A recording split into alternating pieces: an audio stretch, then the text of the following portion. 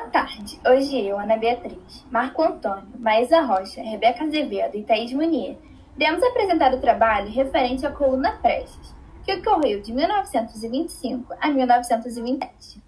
Nós o dividimos em tópicos que serão detalhados ao longo da exposição, sendo eles causas, como surgiu, objetivo, como foi e principais consequências. Primordialmente, precisamos entender o que estava acontecendo na época.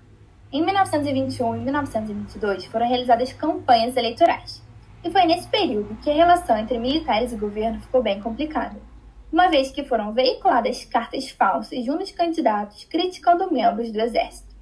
Além disso, o presidente Epitácio ordenou o fechamento do clube militar e a prisão de Hermes da Fonseca. Portanto, em 1922, havia uma enorme insatisfação dos militares para com o governo brasileiro, e foi então criado o movimento tenentista. Os tenentistas defendiam a derrubada do governo de Arthur e a implementação de mudanças sociais, políticas e econômicas no Brasil. Por tais motivos, estavam por trás da revolta do Forte de Copacabana, revolta e ocupação da capital paulista e entre outros movimentos. Contudo, por razão da pressão das forças governamentais, eles abandonaram São Paulo e se estabeleceram em Foz do Iguaçu. Então, por conta da insatisfação de parte dos militares com a forma que o Brasil era governado na década de 1920, a falta de democracia, fraudes eleitorais, concentração do poder político nas mãos de elite agrária e a exploração das camadas mais pobres pelos coronéis, foi criada a coluna Prestes, que surgiu da junção dos tenentistas rebelados em São Paulo com os tenentistas rebelados no Rio Grande do Sul. Uma reunião definiu a junção de duas forças, que contavam com aproximadamente 1.500 homens, que foram divididos em duas tropas, e foram liderados por Luiz Carlos Prestes, Miguel Costa e Juarez Tavora.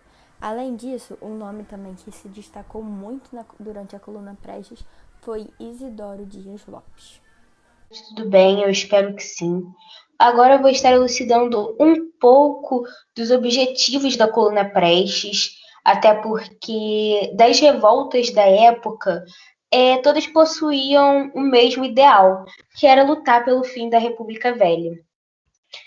Dentre os objetivos, né, da coluna Prestes estavam os seguintes: a reforma educacional, né, que é o acesso ao ensino público e primário, a reforma social, né, que era abolir a desigualdade social, como já diz o nome, a reforma política, que seria a democracia e o voto secreto, a liberdade dos meios de comunicação e o fim da exploração dos coronéis, bem como o sistema do voto de cabresto, né? Até porque nós sabemos que na época o voto era aberto, o que facilitava muito para esse tal voto de cabresto. Ah, Maísa, mas o que é um voto de cabresto? Ele é um mecanismo de acesso aos cargos eletivos, né, por meio da compra de votos com a utilização da máquina pública, ou então, simplesmente, abuso de poder econômico. Agora eu vou passar a palavra ao Marco Antônio. E após essa reunião que a Thaís citou entre os líderes dos movimentos de São Paulo e do Rio Grande do Sul, no Paraná, o plano começou a ser arquitetado. Mais de 1.500 pessoas saíram de Alegrete, no Rio Grande do Sul, com a coluna Prestes e percorreram cerca de 25 mil quilômetros por 12 estados durante 29 meses. Nas cidades por onde passavam, reabasteciam seus recursos e propagavam seus ideais políticos com a população local, embora a recepção nem sempre fosse amistosa, já que muitas vezes havia visões divididas sobre o movimento, com algumas pessoas tratando a coluna como heróis nacionais, enquanto outros os viam como baderneiros. Além disso, precisavam combater as forças do governo que tentavam suprimir a coluna, algo que a Rebeca irá falar melhor um pouco à frente. Embora nunca tivessem sido derrotados, o desgaste sem aparentes resultados fez com que os próprios envolvidos findassem a marcha e se exilassem em países vizinhos, como a Argentina e Bolívia. Agora eu vou passar a palavra para a Rebeca. Bom, e acerca das consequências deixadas por esse movimento, podemos falar dos resultados e objetivos alcançados. Prestes foi encerrada de modo que, como o Marco disse anteriormente, percorreu 12 estados do Brasil ao longo de aproximadamente 25 mil quilômetros, levando a sua mensagem revolucionária. Sua longa duração fazia parte da estratégia dos revolucionários, que pretendiam que a luta se estendesse para além do período governamental de Bernardes. a fim de levar suas ideias à população do interior. Entretanto, para permanecer tão longo tempo em combate com forças governamentais que lhes eram superiores, tiveram que adotar como única possibilidade de luta a guerra de movimento. Assim, quando se encontravam em situação de superioridade, atacavam com toda a intensidade e gritavam para assustar o inimigo, promovendo uma enorme algazarra. O objetivo não era vencer, mas criar uma legenda de força e bravura, causando impacto. Quando se encontravam em situação de inferioridade, evitavam o confronto para não serem submetidos a um desgaste. Do destino dos imigrantes, podemos destrinchar um pouco mais, evidenciando que, ao terminar a Marcha da Coluna, Prestes havia conseguido se projetar nacionalmente como líder militar, tendo adquirido ainda grande prestígio popular. Ao chegar em La Gaiba, na Bolívia, tentou encontrar emprego para todos os soldados da coluna, até poder enviá-los de volta ao Brasil. Desse modo, assinou um contrato com a Companhia Inglesa de Colonização das Terras Bolivianas. Esse contrato previa que, como administrador, Prestes contrataria o serviço para sanear uma zona do setor oriental boliviano.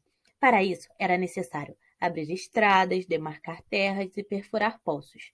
Os ex-combatentes da coluna se espalharam por uma faixa de terra que abrangia várias outras cidades da Bolívia. Nessa tarefa de saneamento das terras bolivianas, Prestes fez um estudo sobre as condições das fronteiras do Brasil na região, enviando-o mais tarde ao Ministério das Relações Exteriores.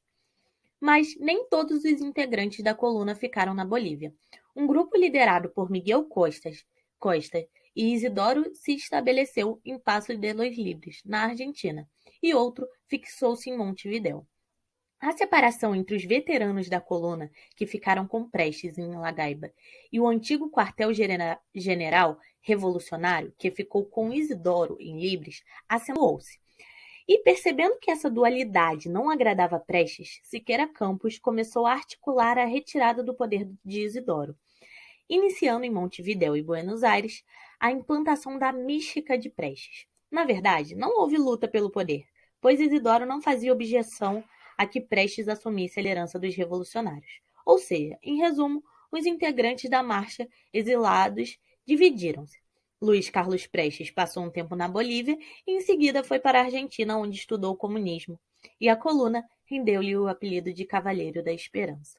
Por fim, como influências, elucidamos que, apesar do movimento tenentista e da coluna Prestes não terem chegado a derrubar o poder oligárquico da forma que previam, contribuíram em muito para enfraquecer a política da Primeira República. E, sendo assim, tornaram-se uma das forças fundamentais que abririam caminho e levaram à Revolução de 1930. Esse foi o nosso trabalho sobre a coluna Prestes. A gente espera ter clarificado um pouco mais sobre esse movimento tão único e grandioso que aconteceu no nosso país. Muito obrigado por ter assistido.